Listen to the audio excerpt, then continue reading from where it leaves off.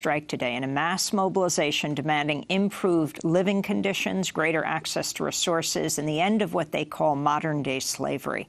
Prisoners in at least 17 states are expected to participate in the strike, coordinating sit-ins, hunger strikes, work stoppages, commissary boycotts from today until September 9th, the 47th anniversary of the deadly Attica prison uprising here in New York.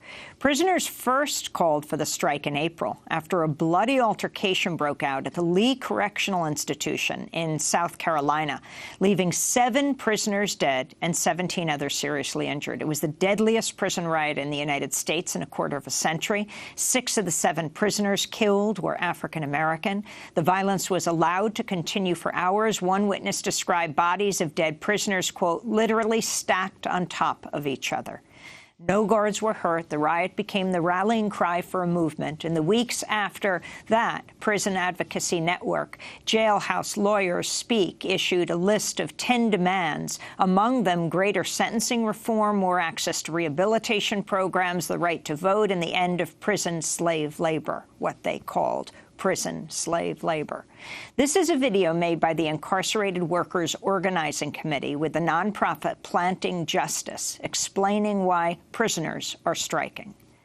Some people will look at me possibly as a ex-felon or a parolee. I consider myself to be a survivor of a system that was made to target me and have me doing life in prison.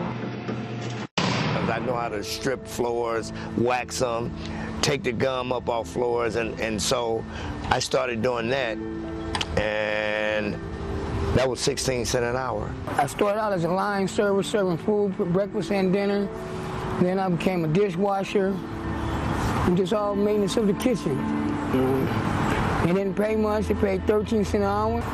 Basically, I made $20 a month, and they took 55% of that out for restitution. It's kind of like a modern-day plantation situation, specifically targeting poor people and most especially the most marginalized community, black and brown and LGBT community. The weeks